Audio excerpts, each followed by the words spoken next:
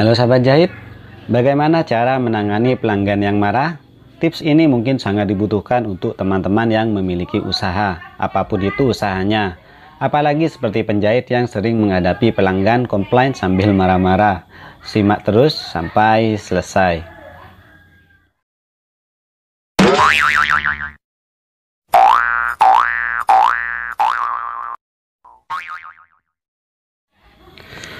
Menangani pelanggan yang marah merupakan salah satu dari aspek paling menantang dalam suatu pekerjaan, baik berhadapan langsung ataupun lewat telepon. Kemungkinan Anda akan berhadapan dengan rasa frustasi, kemarahan agresif, dan ketidaksabaran. Kunci keberhasilan dalam menangani pelanggan yang marah adalah tetap tenang. Teruskan membaca untuk mengetahui cara menangani pelanggan yang marah. Yang pertama kali harus kamu lakukan yaitu memahami keluhan pelanggan. Tetap tenang dan sesuaikan pola pikir Anda. Tidak ada yang suka berhadapan dengan orang yang emosi dan berteriak di depan umum. Namun tugas Anda dalam situasi seperti ini adalah tetap tenang dan menguasai diri. Walaupun Anda merasakan dorongan untuk berteriak balik pada mereka, lawan dorongan itu. Teriakan dan kemarahan hanya akan memanaskan situasi. Sebaliknya, tunjukkan sikap terbaik Anda dalam melayani pelanggan dan hadapi. Sekarang waktunya bekerja. Jangan pernah menggunakan sarkasme atau keramahan palsu. Sikap seperti itu hanya akan menyulut kemarahan pelanggan dan membuat situasi menjadi jauh lebih buruk.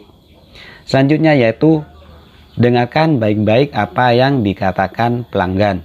Pelanggan yang marah umumnya hanya membutuhkan seseorang sebagai tempat pelampiasan emosi mereka dan hari ini. Orang itu adalah Anda. Artinya, Anda harus melakukan yang terbaik untuk mendengarkan dengan cermat apa yang mereka katakan. Berikan perhatian penuh pada pelanggan, jangan melihat sekeliling, melamun, atau membiarkan hal-hal lain mengalihkan perhatian Anda. Tatap pelanggan yang sedang bicara dan dengarkan baik-baik apa yang mereka katakan. Ketika Anda mendengarkan mereka, dengarkan jawaban dari pertanyaan-pertanyaan ini. Apa yang membuat mereka marah? Apa yang mereka inginkan? Apa yang bisa Anda lakukan untuk membantu mereka? Selanjutnya yaitu pisahkan perasaan Anda dari situasi tersebut. Mungkin ini agak susah ya, tapi tidak ada salahnya untuk dicoba.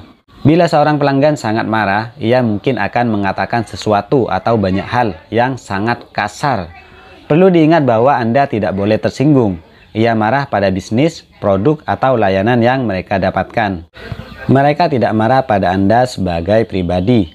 Anda harus mengesampingkan perasaan pribadi Anda. Namun perlu diingat, bila pelanggan sudah terlalu kasar atau tampaknya benar-benar mengancam, Anda harus mengatakan pada mereka bahwa Anda akan meminta bantuan pada atasan Anda atau orang lain untuk menyelesaikan masalah tersebut. Ketika Anda berjalan kembali pada pelanggan, ceritakan situasi pada atasan atau orang yang membantu Anda dan menjelaskan mengapa Anda membutuhkan bantuan mereka. Misalnya Anda merasa terancam dan lain-lain ya. Bila hal yang buruk terjadi, Anda harus minta pelanggan untuk pergi dengan baik-baik. Jadi jangan kasar dibalas kasar ya. Jadi nanti tidak akan selesai permasalahannya. Selanjutnya yaitu ulangi permasalahan pelanggan. Setelah pelanggan selesai meluapkan emosinya, pastikan Anda tahu tepatnya apa yang membuat mereka marah.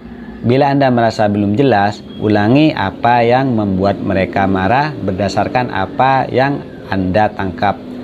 Atau ajukan pertanyaan.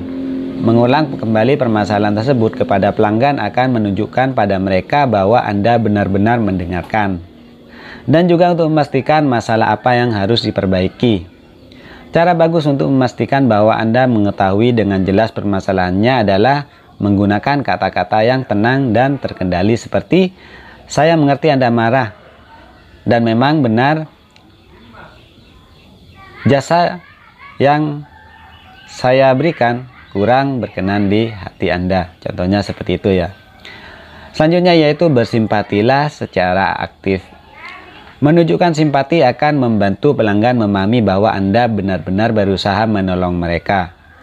Setelah Anda memastikan masalahnya, tunjukkan bahwa Anda merasa sangat menyesal dan benar-benar mengerti kemarahan mereka. Katakan sesuatu seperti, saya benar-benar paham rasa frustasi Anda. Menunggu itu memang tidak menyenangkan. Tidak salah jika Anda merasa terganggu. Pesanan yang terlambat datang memang bisa mengacaukan rencana Anda malam ini. Contohnya seperti itu ya. Contohnya ini ada pelanggan yang ingin menjahit. Kita berjanji 1 minggu selesai. Tetapi saat sudah hari H ternyata pesanan masih belum selesai. Contohnya seperti itu, ini contoh kecil saja ya. Setelah seperti itu, selanjutnya kita minta maaf kepada pelanggan. Biarkan pelanggan tahu bahwa Anda sangat menyesal. Terlepas dari apakah menurut Anda mereka terlalu mendramatisir kejadian tersebut, bersama dengan empati, minta maaf bisa memudahkan Anda. Terkadang pelanggan yang marah hanya ingin seseorang minta maaf pada mereka karena pelayanan yang buruk. Semoga pelanggan akan tenang setelah Anda meminta maaf atas nama perusahaan atau atas nama pribadi. Katakan sesuatu seperti, saya minta maaf, jahitan pesanan Anda masih belum selesai tepat dengan waktunya. Anda pasti marah dan saya mengerti sepenuhnya mengapa Anda kesal. Biar saya lihat apa yang bisa kami lakukan untuk membereskan masalah ini. Selanjutnya yaitu bagaimana cara menyelesaikan masalah. Yang pertama yaitu coba tawarkan satu solusi atau lebih. Sekarang setelah Anda mendengar penyebab kemarahan pelanggan, Anda harus memiliki sebuah solusi untuk ditawarkan. Bila Anda kira-kira mengetahui solusi apa yang membuat pelanggan Anda senang, maka berikan itu padanya. Misalnya, dalam situasi seperti jahitan yang terlambat, Anda mungkin bisa menawarkan sesuatu seperti, saya sepenuhnya mengerti bahwa Anda kesal karena jahitan pesanan Anda terlambat selesai. Saya bersedia mengembalikan uang Anda dan menawarkan voucher, contohnya ya, ini contoh kecil.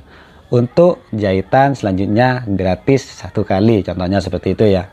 Saya secara pribadi akan memastikan bahwa jahitan Anda berikutnya akan selesai dengan secepatnya. Yang kedua yaitu minta umpan balik pada pelanggan. Bila Anda tidak sepenuhnya yakin apa yang akan membuat pelanggan senang, maka tanyakan padanya apa yang ia inginkan supaya masalahnya terselesaikan. Apakah ada sesuatu yang akan membuat ia puas? Ucapkan kata seperti berikut ya, ini contoh kecil saja. Apa solusi yang Anda mau? Bila itu berada dalam wewenang saya akan menyelesaikannya secara baik. Seperti itu ya contohnya ya. Selanjutnya yaitu ambil tindakan secepatnya. Jadi jangan biarkan masalahnya berlarut-larut. Katakan pada pelanggan apa yang akan Anda lakukan berikutnya untuk memastikan masalahnya terselesaikan. Berikan informasi kontak Anda, terutama bila Anda bicara lewat telepon, WA, atau sosial media lainnya, sehingga ia dapat menghubungi Anda bila masalah tersebut muncul lagi. Yang keempat yaitu ambil waktu beberapa menit untuk diri sendiri setelah kejadian tersebut. Begitu pelanggan pergi atau menutup telepon, silakan beberapa menit untuk mencerna apa yang telah terjadi dan biarkan diri Anda tenang.